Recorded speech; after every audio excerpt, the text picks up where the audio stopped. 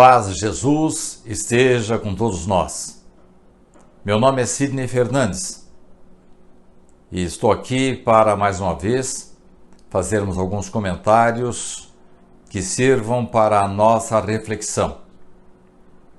Temos falado constantemente a respeito da tristeza, da melancolia, do medo, do estresse, do desequilíbrio por que passa a nossa mente e, por extensão, quando a depressão bate, quando essa situação se agrava, quando a doença emocional pega para valer, infelizmente nós partimos para ideias não muito recomendáveis. Pensamos que talvez a morte seja a melhor solução. Nós temos muitos exemplos, muitas manifestações de suicidas que retornaram e deram o seu testemunho. Alguns que tentaram suicídio e voltaram para contar a sua história. E estes dizem que é um relato de horror. E temos aqueles que conseguem ir para além desta vida.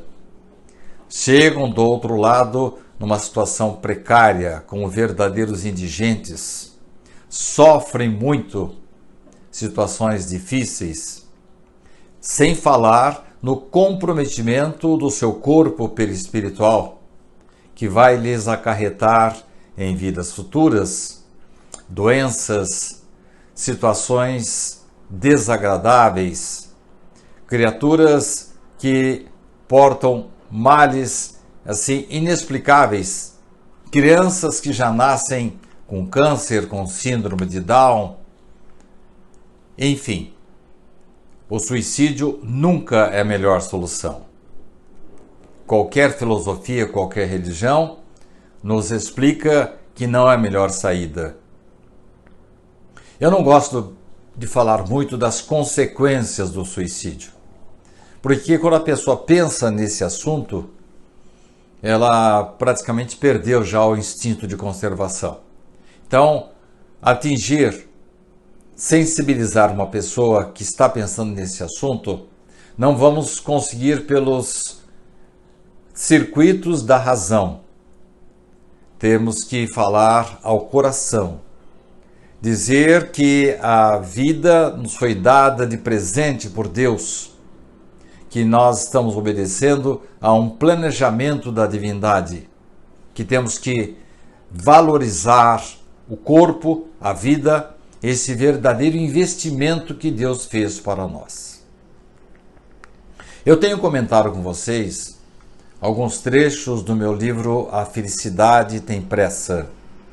Falei aqui em conversas anteriores sobre vários assuntos que eu já mencionei, a questão da influência dos espíritos, falei da necessidade de preservarmos a espiritualidade, de levarmos a nossa religião, seja qual for a religião, a sério, porque com isso nós atraímos forças positivas que vêm nos ajudar. Todos nós temos a proteção espiritual, podemos chamar de qualquer nome, de anjo da guarda, de espírito guia, de protetor, de ajuda divina, mas a verdade é que Deus destacou, especialmente para nos proteger, um espírito de categoria superior à nossa, para nos auxiliar. E quando nós nos apegamos ao bem, nós praticamente estendemos as nossas antenas espirituais para que ele nos influencie. Agora, quando nós partimos para atitudes não recomendáveis, distantes das leis divinas, infelizmente ele nos alerta e depois se afasta, deixando-nos por conta própria. Um dos males que temos que mencionar, que mais compromete o homem, é a vingança. É o indivíduo tentar fazer justiça pelas próprias mãos. Então, o argumento que nós utilizamos geralmente é assim: Deus está demorando demais para fazer justiça, então eu vou tomar a iniciativa.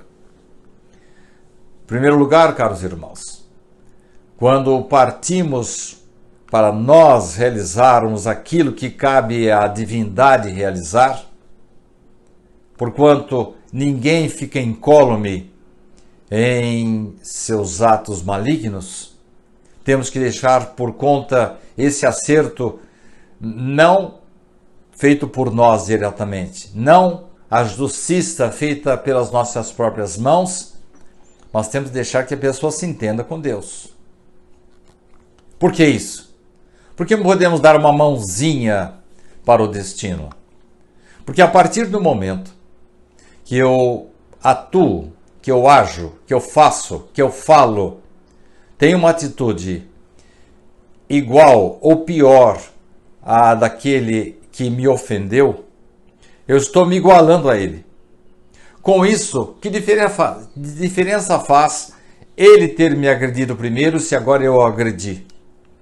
Com isso, nós criamos certos laços fortes, verdadeiras correntes, que nos aprisionam ao fato e ao indivíduo que ofendemos. Assim como ele está grudado a nós pelo mal que ele nos fez, nós grudamos-nos a ele pelo mal que vamos fazer para ele. Da nossa parte, a qualquer momento, com a condescendência, com o perdão, pensando assim, de uma maneira empática, infelizmente, ruim para ele que ele fez o mal. Mas uma coisa é eu receber o mal de alguém. Outra coisa, bem diferente, é eu praticar o mal.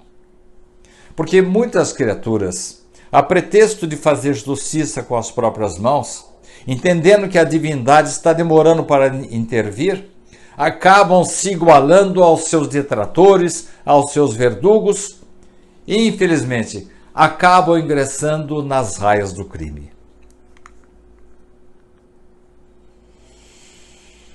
Essa atitude pode acarretar para o indivíduo um sofrimento por muitas vidas.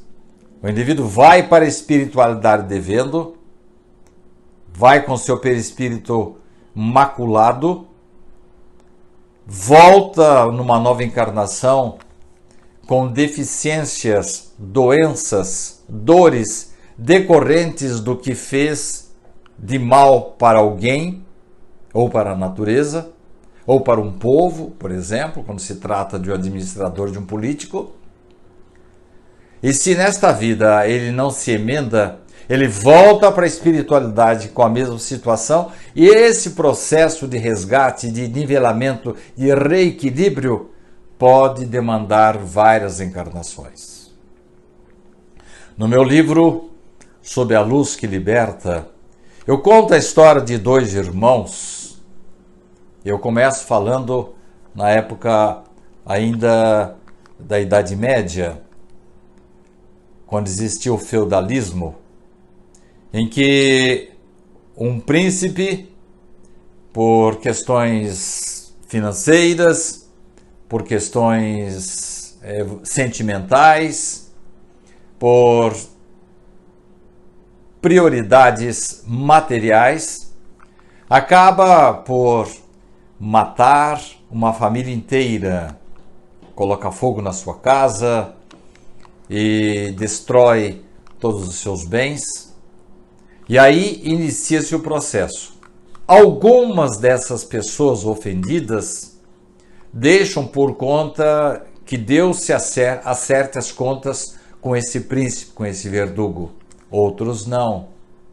Reúnem-se na espiritualidade, formam verdadeiras quadrilhas para retornar e acabam por criar para esse príncipe uma situação irreversível de perturbação, de obsessão, e ele acaba morrendo.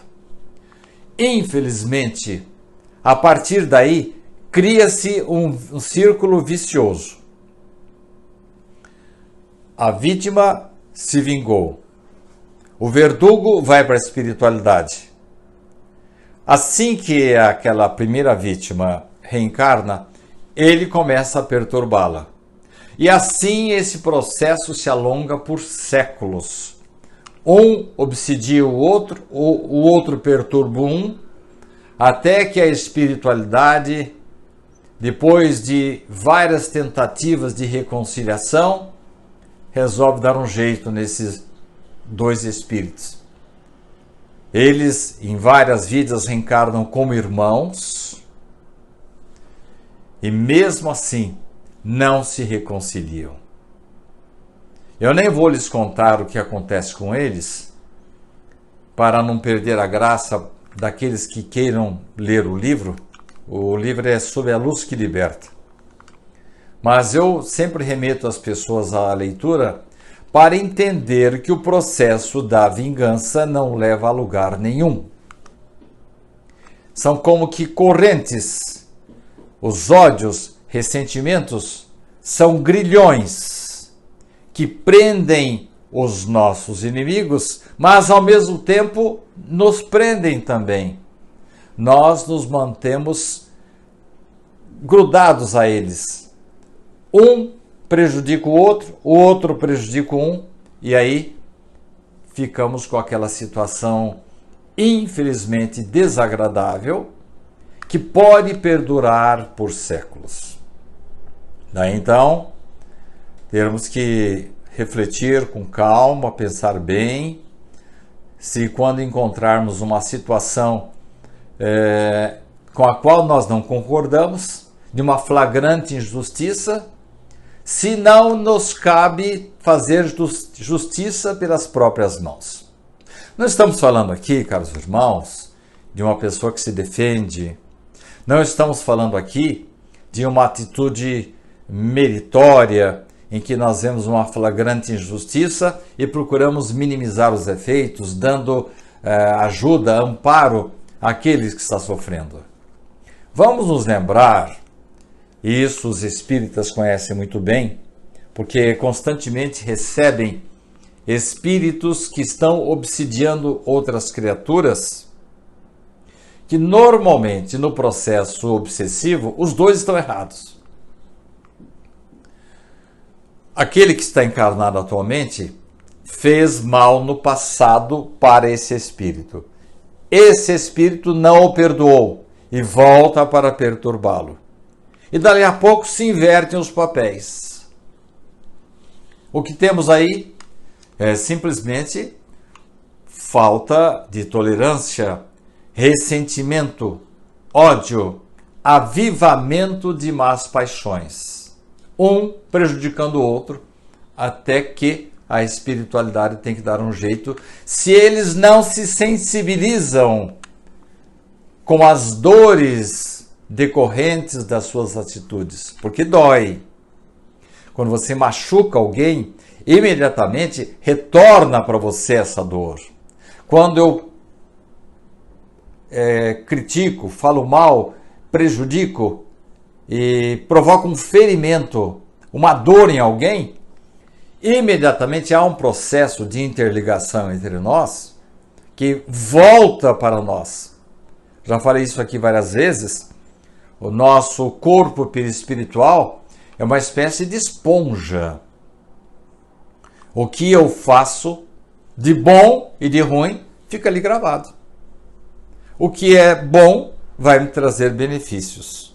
Até vai evitar que eu sofra algumas coisas que estavam até programadas para mim. Isso é, o bem pode anular o mal que eu cometi. Mas se eu cometo mal de novo, eu reavivo aquela ferida perispiritual que vai ter que ser saneada, vai ter que ser limpa mais cedo ou mais tarde. De que forma? Aí surgem dois caminhos. Vocês já conhecem. O caminho da dor, que é o normal. Então eu estou sofrendo sem saber porquê, não sei o motivo, mas sei que mereço, porque provavelmente essa mácula negra do meu perispírito foi provocada por algum ato maligno meu. Quer saber por que a gente está passando por alguma dor, por algum sofrimento, algum problema, como este porque a humanidade está passando agora? Infelizmente, caros irmãos, isso refere-se, como diriam os hindus, a um karma. Mas não é apenas um karma individual. São karmas individuais que se aglutinam numa humanidade inteira. O mundo está doente. E a dor, infelizmente, está sendo a maneira através da qual a divindade nos alerta para retomarmos o caminho do bem, o roteiro correto, isto é, retornarmos para o cumprimento das leis divinas.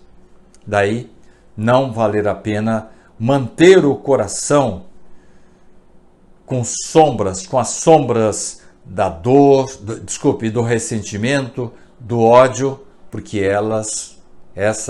esses sentimentos nos acorrentam no mal. Quando a morte chega, muitas pessoas se sentem perdidas, desamparadas. Há algumas pessoas que blasfemam contra Deus, achando que foram vítimas de uma injustiça. É que nós não temos a capacidade, quando estamos vivos, quando estamos encarnados aqui na Terra, não temos ainda a possibilidade de saber a causa de tudo que acontece conosco.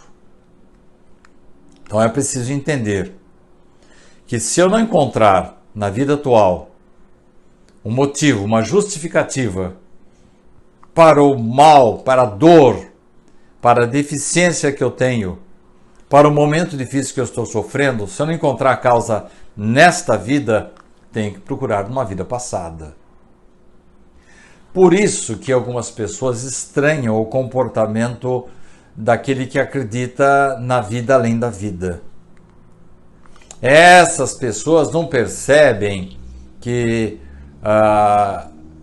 quando nós temos plena convicção de que estamos nesta vida material de passagem e que a vida verdadeira é a da espiritualidade, passam a encarar a morte não como uma desgraça, mas como uma transformação necessária ao progresso do nosso espírito. Não estou dizendo aqui que devamos procurar a morte, que devamos nos alegrar com a morte própria ou a dos outros. Não é disso que eu estou falando. Estou dizendo que nós devemos dar o devido peso a essa exacerbada preocupação.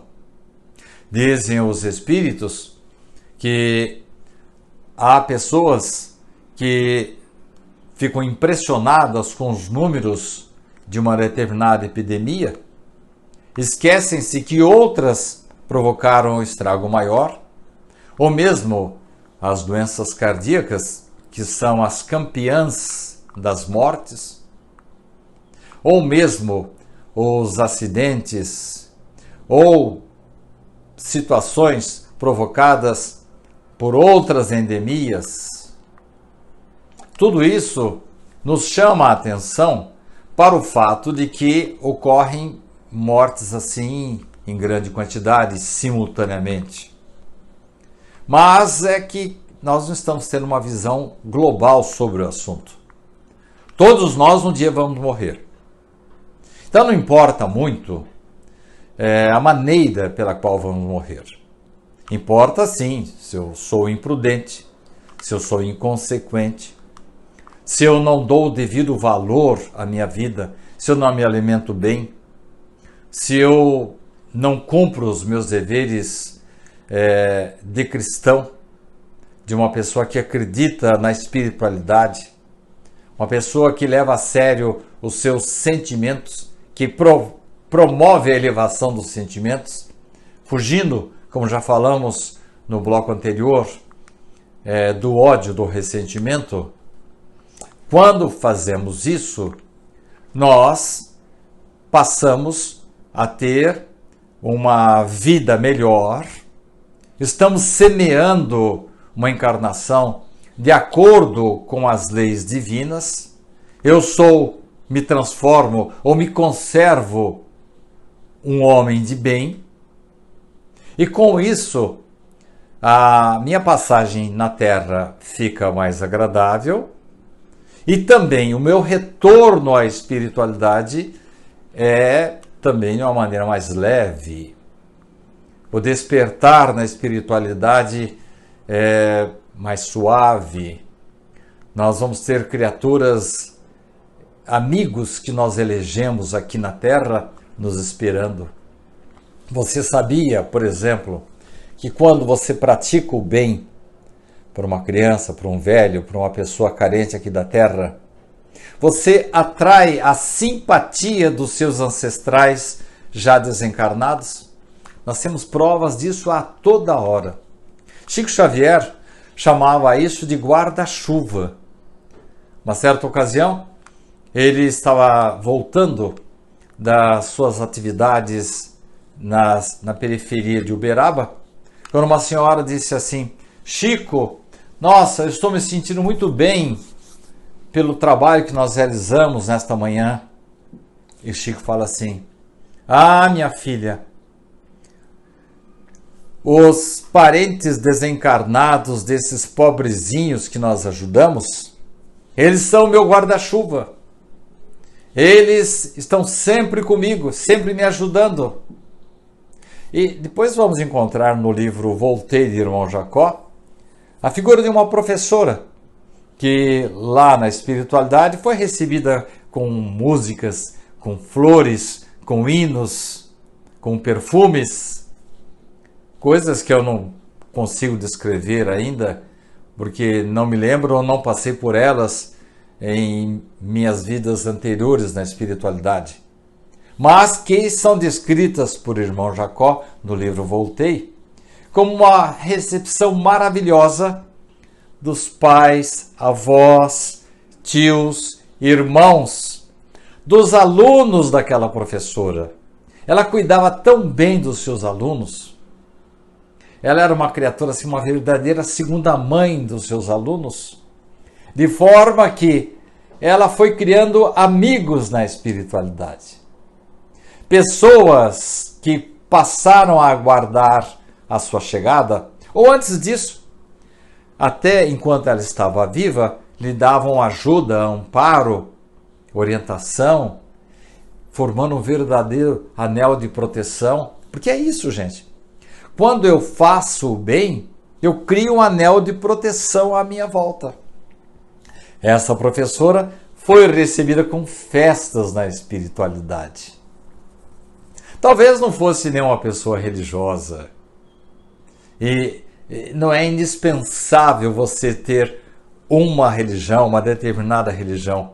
Eu conheço muitos ateus que são pessoas mais dignas, são mais espiritualizadas, mesmo sem acreditar na espiritualidade, do que muitos religiosos.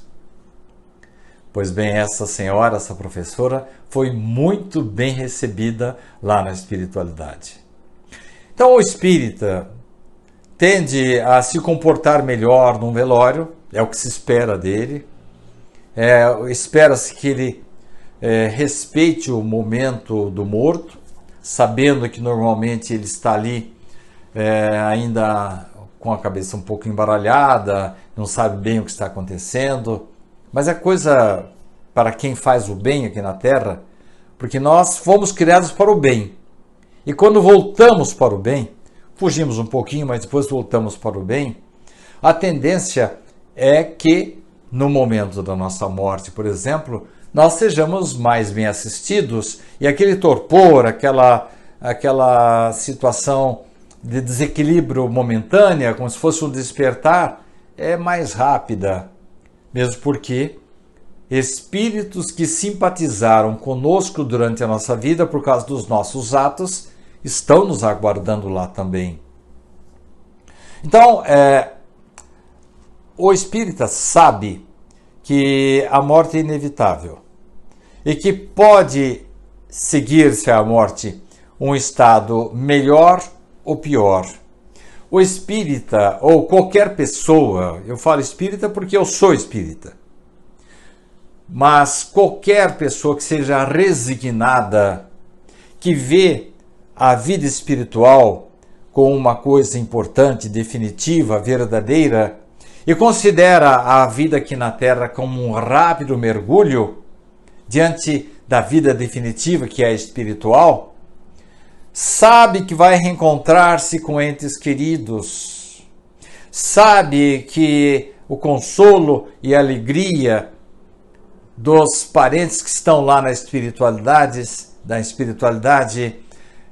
vão nos receber como uma verdadeira volta ao lar, volta à casa. Caros irmãos, com o Espiritismo, a vida futura, nos diz Allan Kardec, deixa de ser um simples produto de fé. Não, eu acredito que é assim. Não, ele passa a ter certeza, passa a considerar esta situação espiritualizada como uma coisa natural, testemunhada por um monte de espíritos que se comunicam e atestando essa vida futura. E não é apenas nas comunicações mediúnicas, não. Eben Alexander, um conhecido médico, professor de Harvard, que eu saiba, ele não tinha religião nenhuma, ele não professava nenhuma religião, mas era um homem bom. É um homem bom. Sempre fez questão de ter uma vida pautada no bem. Ele passou por uma experiência de quase morte. E ele foi para a espiritualidade, passou por uma região tenebrosa, mas depois foi para uma região melhor, alcandorada, em que ele recebeu notícias, consolo e a informação preciosa de que ele estava momentaneamente afastado do corpo, que ele não havia morrido. E com efeito, depois de uma semana, quando os médicos já haviam pedido à sua esposa a permissão para desligar seus aparelhos, porque haviam perdido a esperança de que ele voltasse à normalidade, eis que Eben Alexandre retorna, acorda, dando ao mundo, olha só, não se trata de um religioso, de um homem que pregava a vida inteira. Não, era um homem até, vamos dizer assim, distanciado da religião. Mas ele volta dando uma notícia para os homens. O paraíso existe. E escreveu uma obra, escreveu um livro, dizendo claramente que, descrevendo as situações vivenciadas por ele lá na espiritualidade, garantindo que o céu está ao nosso alcance. Então vocês veem, caros irmãos, que esta questão de morte, nós devemos, é claro, todos nós temos que tomar cuidado, evitar a alimentação inadequada, excessiva, evitar a droga, a bebida, o excesso de velocidade. Temos que ter prudência em todos os momentos para evitar contágios com doenças. Sim, isso tudo é fundamental.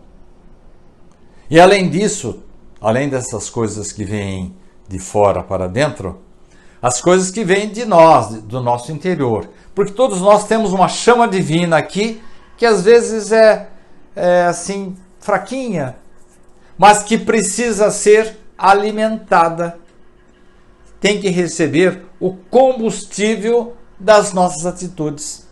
Ainda hoje, eu estava ouvindo novamente um vídeo da professora Ana Beatriz Barbosa Silva, uma psiquiatra, escritora, conferencista.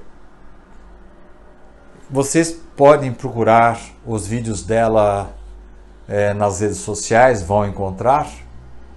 Ela nos relembrando que todos nós precisamos cultivar boas atitudes. Sabe aquela chamazinha que eu falei? Ela diz assim: nós temos que fazer com que esses circuitos positivos se expandam. E ela fala assim em várias coisas. Fala em empatia, compaixão, solidariedade, atitudes de cortesia para ajudar as pessoas que estão à nossa volta.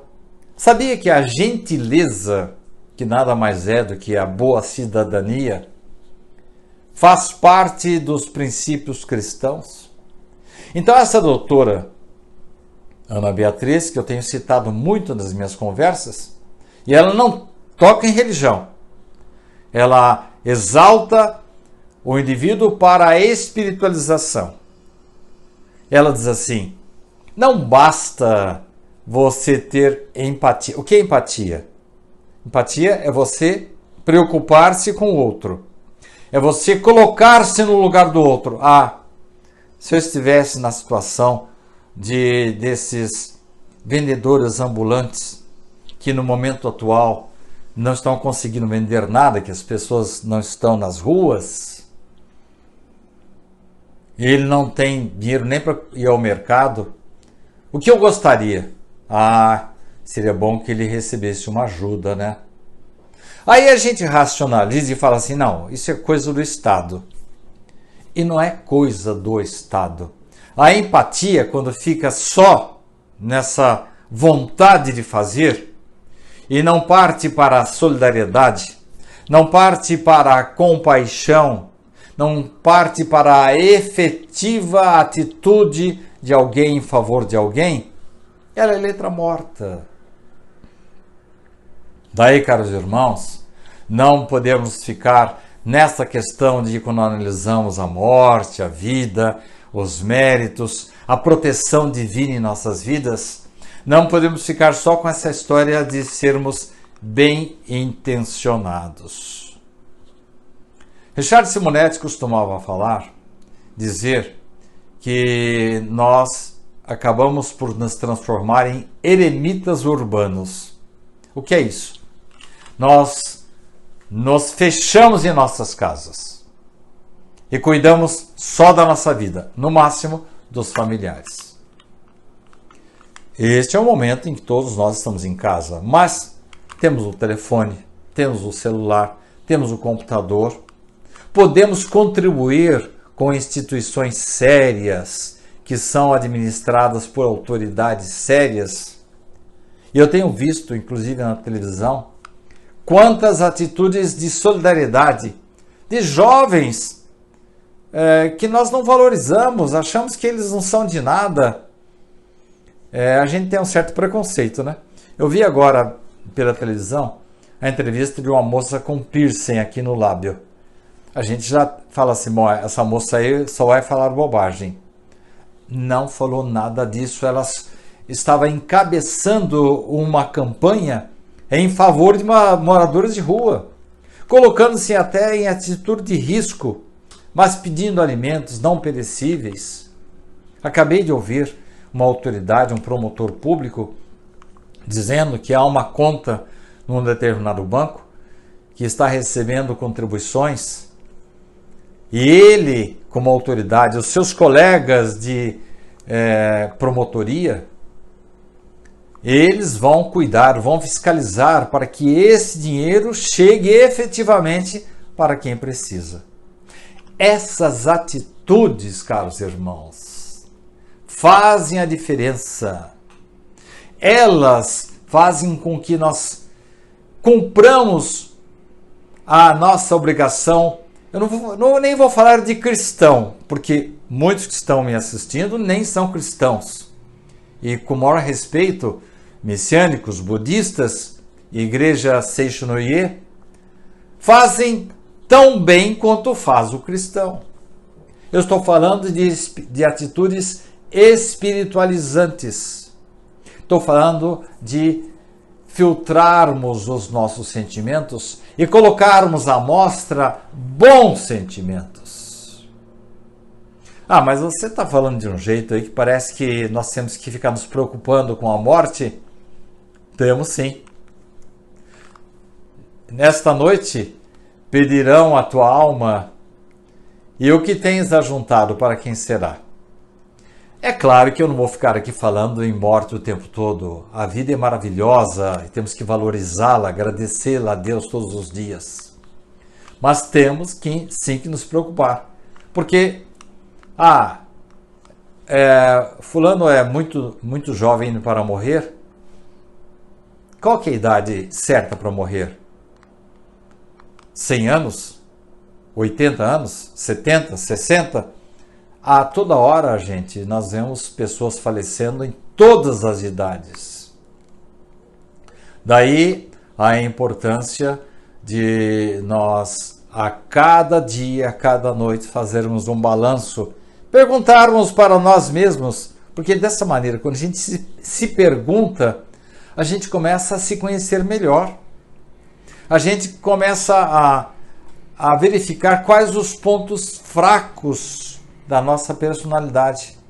E como diz a doutora Ana Beatriz, quando colocamos bons circuitos em nossa mente, nós empurramos os maus circuitos e eles escapam para o outro lado, ou pelo menos são minimizados. É disso que estamos falando, caros irmãos.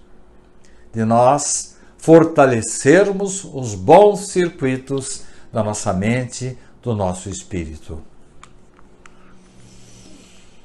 Boris Fausto, um dos mais notáveis historiadores, professor e cientista político, ele levou um susto. Ficou perplexo com a morte da sua esposa.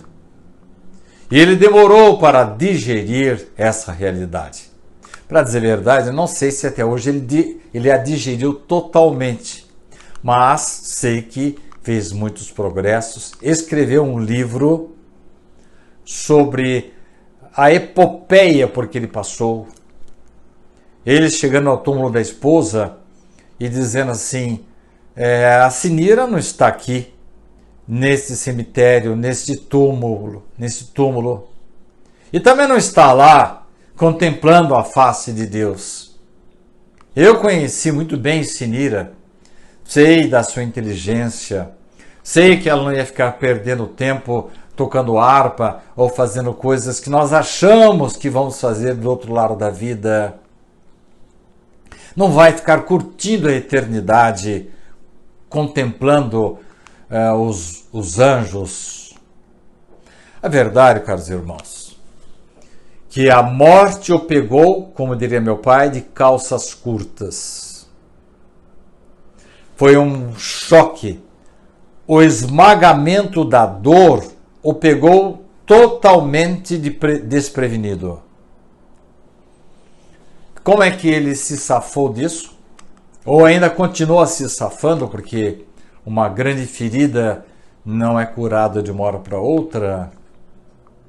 Fazendo aquilo que ele mais gosta, escrevendo, dizendo para os outros como é que foi a dor da separação. Em uma certa hora ele brinca, dizendo assim, em algumas horas eu acho que a Sinira está fazendo uma brincadeira comigo. Não, ela não morreu não. Ela se escondeu aí e daqui a pouco ela vai aparecer ou vai me telefonar dizendo, preguei um susto em você, daqui a pouco estou em casa aí para passarmos a tarde, tomarmos um chá juntos, conversarmos. Aí ele acorda. Não, Sinira partiu. E ele passou a escrever, colocar as suas memórias. Para que isso? Primeiro, para se ocupar. Aliás, é o que todos nós devemos fazer. Quando temos qualquer situação assim desagradável, nós temos que entrar de cabeça naquilo que nós sabemos fazer. nas atividades positivas da vida. Com isso, nós vamos abreviar o tempo, vamos acelerar o alívio do nosso coração. Foi o que Boris Fausto fez. Passou a escrever para alertar as pessoas em relação à morte da companheira, a amada esposa Sinira, a companheira, a cúmplice de tantos anos. Ele sentiu a morte dela como se fosse a amputação de um membro do seu corpo. E ele entende agora que a companheira dele, a criatura amada dele, não pode ter sumido de vez. É uma maneira difícil, mas necessária para ele racionalizar essa situação de dor, na certeza de que Sinira está desenvolvendo atividades profícuas, de acordo com a sua cultura, com a sua bondade, lá na espiritualidade, e que ela espera por ele quando ele for para lá. Eu imagino que o professor Hermínio Miranda, ele que escreveu muitos livros, dentre eles o livro As Mil Faces da Realidade Espiritual, deve, lá na espiritualidade, ter ficado muito feliz com essa introspecção vivida por Boris Fausto, um homem fabuloso, de muita cultura. Hermínio Miranda, também homem de muita cultura, ele deve ter percebido que Boris Fausto, ainda encarnado, despertou para as realidades da vida.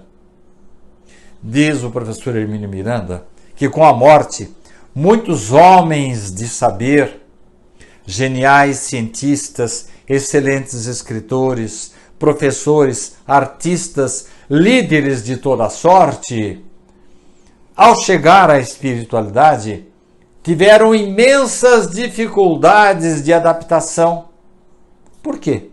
Não eram pessoas inteligentes? Inteligentes na área em que trabalhavam, mas tinham uma crassa ignorância a respeito da realidade espiritual. Não cogitavam disso. Mas isso não acontece com todos nós? Você não acha que é bom a gente pensar na morte? Não quero falar nesse assunto não, é um assunto muito fúnebre, eu vou demorar muito para morrer ainda, eu não quero falar desse assunto não. Todos nós fazemos isso. Quando nós podemos, nesta noite, partir para o outro lado da vida. E aí a gente vai prorrogando o dia de tratar do assunto, e um dia a morte vem e nos pega despreparados, como disse Hermínio Miranda, em crassa ignorância a respeito da realidade espiritual.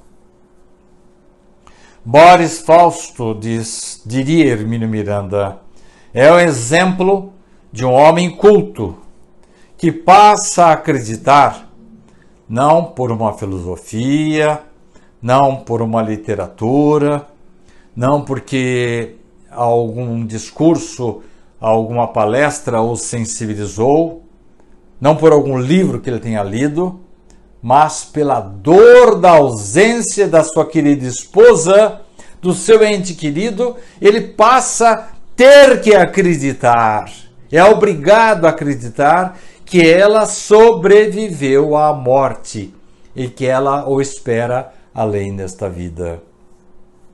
Infelizmente, caros irmãos, a maioria não pensa assim. A gente acha que a morte só existe para os outros. E a impressão que nos dá é de que nós achamos, entendemos que nós viveremos para sempre. Nós costumamos, como já falei, evitar o tema morte. Dizemos que esse assunto é mórbido e achamos que os outros morrerão, menos nós. Será que nós deveríamos tratar mais desse assunto?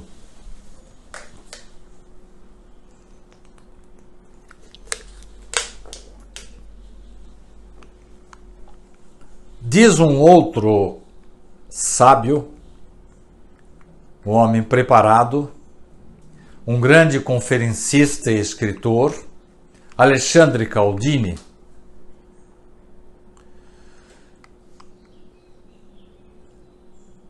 ele é autor do livro A Morte na Visão do Espiritismo. Além dele ser um conferencista requisitado, que fala inclusive em outros países, ele foi um dos diretores da revista Veja aqui no Brasil. Alexandre Caldini é espírita também.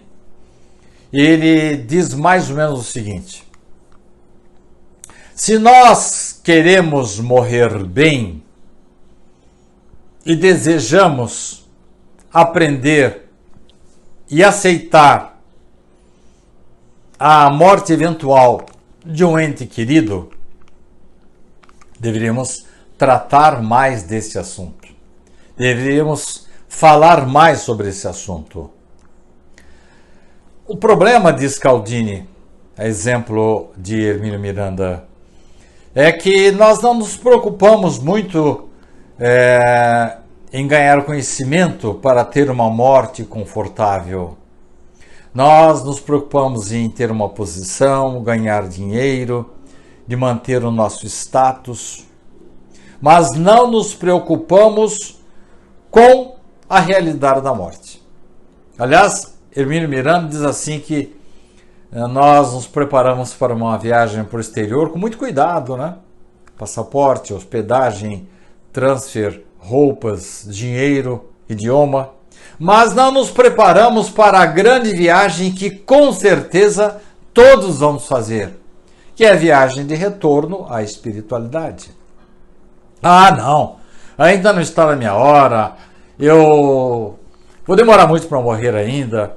E outra coisa, eu tenho que me reconciliar com meu irmão antes de partir, eu estou meio brigado com ele. Não posso partir agora não. A minha empresa precisa muito de mim. Não, eu não posso morrer não. Meus filhos são muito pequenos, vou deixá-los ao desamparo. Qualquer apego, seja ele ligado ao dinheiro, às coisas materiais, à nossa posição e até aos familiares. Tenho casos tristes assim de apego aos familiares e às vezes nós nos transformamos em verdadeiros obsessores de familiares e a recíproca é verdadeira. Às vezes familiares encarnados acabam prejudicando criaturas que já morreram. Então, qualquer apego dificulta o desligamento na hora da morte, diz Caldini. A partir do momento em que compreendemos essa realidade, que a morte é uma coisa pela qual todos nós vamos passar, nós passamos a ter melhores condições de partir para a espiritualidade, de lidar com essa situação que ninguém quer tratar, e é mais fácil lidar com a própria morte. E com a morte do outro? Acabamos de falar aí que Boris Fausto teve imensas dificuldades para lidar com a morte da sua querida Sinira, sua esposa amada. A tristeza é compreensível, gente. Ninguém está impedido de chorar, de ter saudade de uma pessoa que já partiu. É que às vezes as coisas acontecem assim de repente. Quando tem uma morte de longo curso, né, a pessoa tem uma doença de longo curso, você vai se preparando, né? Charles Simonetti, por exemplo, nos deixou no dia 3 de outubro de 2018. A doença se estabeleceu nele pelo menos que nós tomamos conhecimento, eu fui um dos primeiros que tomei conhecimento, foi até eu que tentei ir atrás do primeiro médico dele, em dezembro de 2017. Com isso, nós tivemos 10 meses para nos prepararmos, que gradativamente ele foi apagando.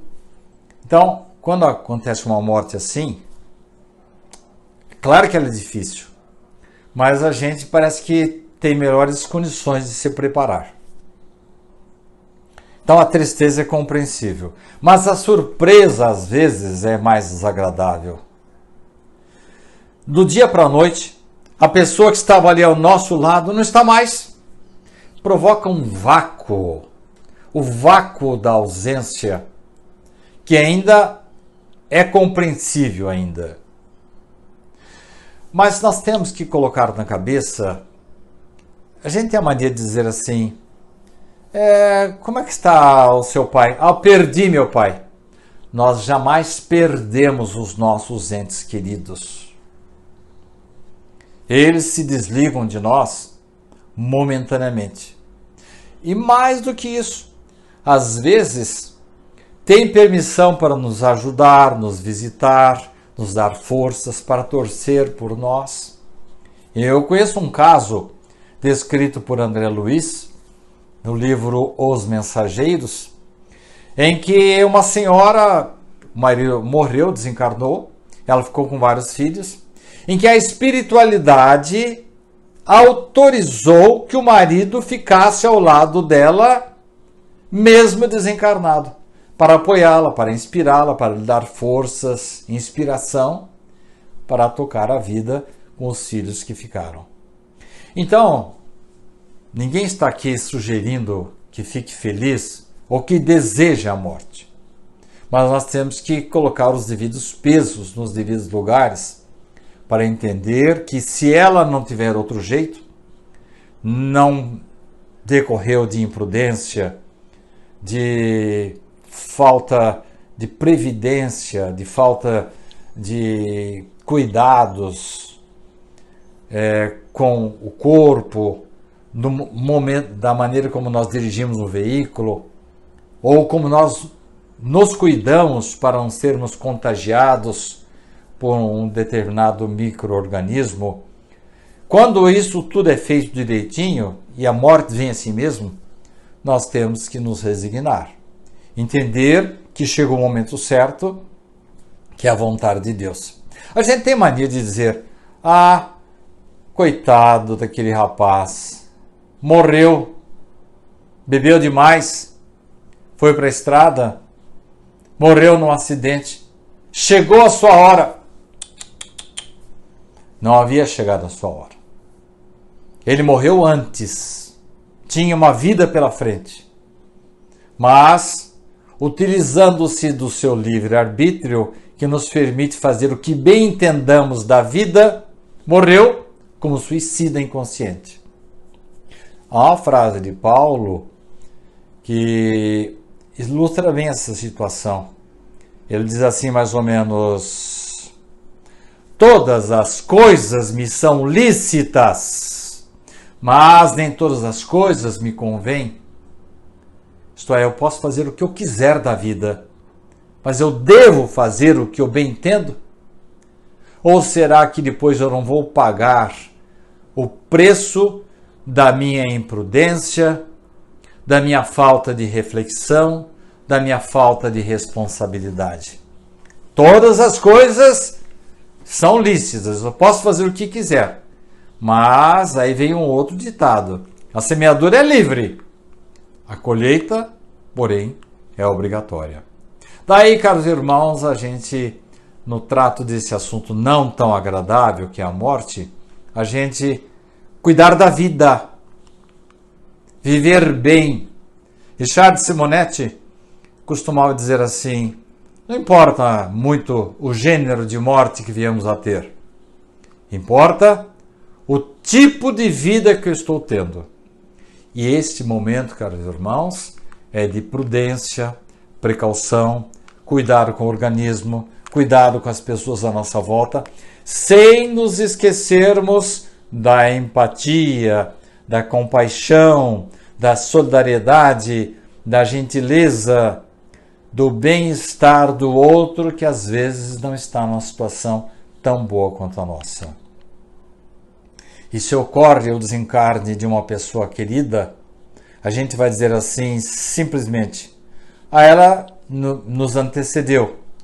Está separada de nós momentaneamente, mas está preparando lá a nossa morada para nos reunirmos quando chegar a hora. Eu quero encerrar contando para vocês um fato que Allan Kardec registrou no livro O Céu e o Inferno. É a morte de um jovem. Por uma doença de longo curso, ele acabou morrendo. Acontece que a sua mãe não se conformou com isso. E na noite do seu velório, sorrateiramente, ela foi para os fundos da sua casa e enforcou-se. Tempos mais tarde, este jovem comunicou-se numa reunião da Sociedade Espírita de Paris. E esse rapaz lamentava muito.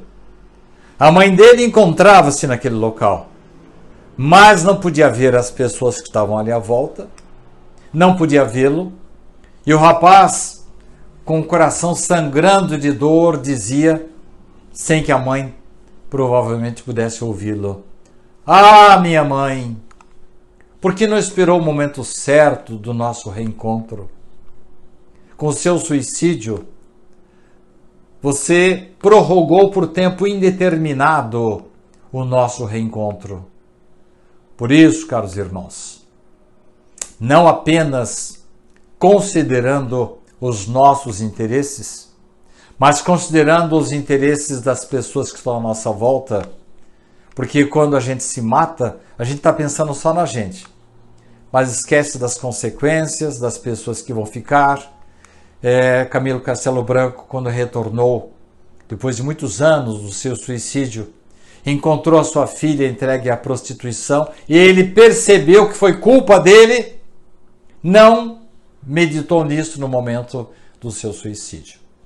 Então, é importante que nós cuidemos da vida, cuidemos da nossa espiritualização, que pratiquemos, nesse momento difícil porque estamos passando, pratiquemos a empatia, colocarmos no lugar do outro, tenhamos compaixão com outras pessoas, pratiquemos a solidariedade, a gentileza, um telefonema, uma conversa, uma contribuição, tudo isso faz bem para a nossa vida. E desta forma, nós estaremos respeitando a vida e, quem sabe, fazendo muitos amigos na espiritualidade. Muito obrigado por sua atenção. Que Jesus possa continuar conosco.